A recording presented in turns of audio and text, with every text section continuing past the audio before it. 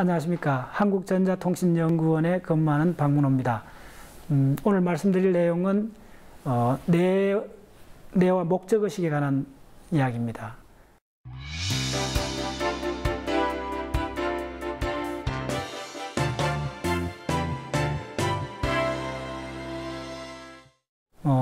목적의식이라는 것은 인간이 갖고 있는 아주 고유한 기능입니다. 그리고 결론적으로 말씀드리면 목적의식은 우리 브레인의 앞쪽 대부분을 사용하는 놀라운 기능입니다. 왜냐하면 여러분들 목적의식이 얼마나 우리를 지배적인 의식인가를 예를 들어주면 우리가 단 10분만이라도 목적 없이 어떤 행동을 한번 해보세요. 가능한가? 단 한순간 또 우리는 놀랍게도 목적 없는 행동을 할 수 없습니다. 가령 여러분들 재채기를 했다, 하품을 했다 해도 다 생리적 목적이 있는 겁니다. 화를 냈다 해도 감정을 전달하는 목적이 있죠. 어떤 경우도 우리는 목적에서 벗어날 수가 없습니다. 단 목적 없이 행동할 수 있는 사람은 아마도 정신분열증 상태 이외에는 목적 없는 행동이 불가능합니다. 우리는 어디로 가는 거죠? 무슨 일을 하는 거죠? 근데 우리가 목적 없이 어디로 갈 수 있나요? 그건 불가능한 겁니다. 모든 우리 행동은 가장 중요한 전제 조건이 뭐냐 하면 목적, 지향적 행동을 한다는 겁니다. 목적 지향성의 진화라는 것은 대뇌에서 목적 지향을 내구조적으로 말씀드리면 우리가 동물이 필요한 대부분의 동물이 생존하기 위해서 필요한 대부분의 것들은 동물 우리 바깥에 있는 겁니다. 우리 먹이 음식물이 바깥에 있고 우리가 F1을 자식을 만들기 위한 파트너도 우리 바깥에 있는 거죠. 그래서 우리는 첫 번째 뭐냐면 우리가 뭘 원하는 걸 알아야 되는 거죠. 목적 있는 행동을 하기 위해서 첫 번째 전제 조건은 내가 뭘 원하는 걸 알아야 되는 거죠. 그게 바로 본능 시스템이죠. 내가 배가 고프다, 갈증을 느낀다, 성욕을 느낀다. 이게 바로 본능 시스템이죠. 그래서 그 본능 감정 시스템이 주로 처리하는 것이 시상하부, 그 다음에 변연계, 위로 올라가서 안하전전두엽, 내척전전 위쪽에서 처리를 하는 거죠.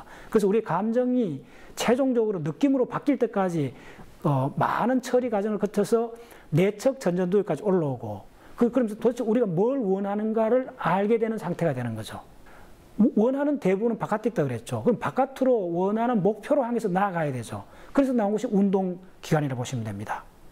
그래서 우리는 손발을 움직여서 우리가 원하는 음식물 쪽으로 몸을 움직이는 거죠. 그래서 이런 우리 브레인 전체를 한마디로 말씀드리면 감각을 바탕으로서 목적 지향적 운동을 한다고 보면 되는 거죠. 이러한 목적 지향성을 내과학적으로 이해하는 과정은 브레인의 구조와 기능을 철저히 이해해야 됩니다. 이거는 엄청난 시간이 드는 일이죠. 그러나 짧은 동안이라만 브레인 전체의 구조와 작용을 간단히 요약해 드리겠습니다.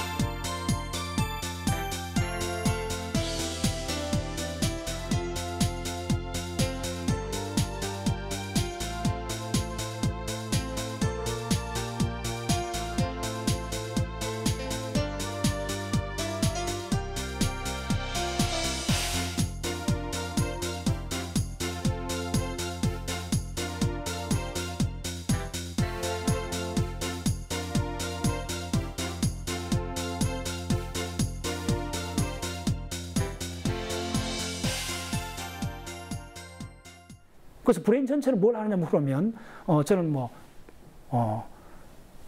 우리 브레인은 정상적일 경우에는 목적 지향적, 그 목적은 생존을 유지하기 위한 목적이죠. 몸의 항상성을 유지하고 생존을 위하고 자식을 낳고 이러한 그런 목적 지향적 운동을 만들어내기 위한 총괄적인 컨트롤 센터가 브레인이라 보시면 됩니다. 그래서 그 목적 지향성을 얼마나 효율적으로 달성하는가가 사실은 사람마다 다른 거죠. 왜냐하면 우리가 그 목적 지향성으로 가기 위해서 브레인이 진화된 시스템이 그 보상 시스템이라고 보시면 됩니다. 보상이 주어지면 우리는 행동을 하게 되는 거죠. 근데 보상 시스템이 본능적으로 보상 시스템이 먼저 진화되어 온 것은 뭐냐면 즉각적 보상에 먼저 우리가 주의를 기울이게 되죠. 근데 즉각적 보상들은 그 리워드가 보상이 적습니다. 근데 그래서 우리가 뭐냐면 어린 애들이 백화점에서 부모한테 장난감을 사두고 때를 쓸 때 엄마가 일주일 후에 사줄게, 다음 주에 사줄게라고 말했을 때 그게 가능한가요?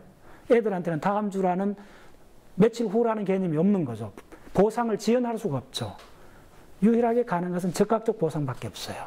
근데 우리가 좀 더 기말 시험을 잘 본다, 좋은 대학에 간다, 아주 장기적인 보상, 즉 다른 말로 하면 지연된 보상을 추구할 수 있어야만이 성공적인 삶을 사는 거죠. 그 지연된 보상을 어떻게 우리가 획득하느냐, 이거는 상당히 복잡한 대뇌 구조 전체하고 관련되는 문제입니다. 첫 번째, 지연된 보상이 지연됐기 때문에 보답이 굉장히 큰 거죠. 어쩌면 IQ보다 훨씬 더 중요한 것이 보상을 지연할 수 있는 능력입니다.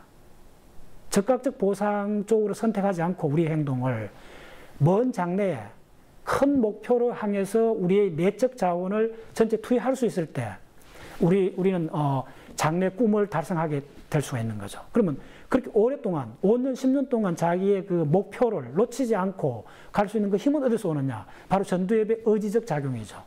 그 전두엽에서 내적 경로가 생겼다, 그런 표현을 합니다. 특히 전두엽에서는 우리가 그 장차 10년 후에 어떤 인간이 되고 싶은가 하는 청사진을 만들어낼 수가 있죠. 그래서 그게 일종의 미래의 기억이라 할 수 있는데, 미래에 자기가 되고 싶은 자아상을 이미지화할 수 있으면 그 미래의 기억 관점에서 지금의 욕망을 억제하고 지연된 보상 쪽으로 우리의 내적 자원을 투사를 할 수가 있는 거죠. 투여를 할 수가 있는 거죠.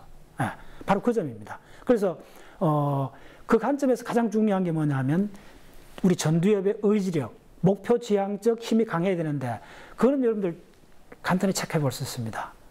그게 전두엽 힘이 약한 사람의 특징이 흔히 옆으로 새고 느슨해지는 사람들이죠. 주의 집중이 약해지는 사람이죠.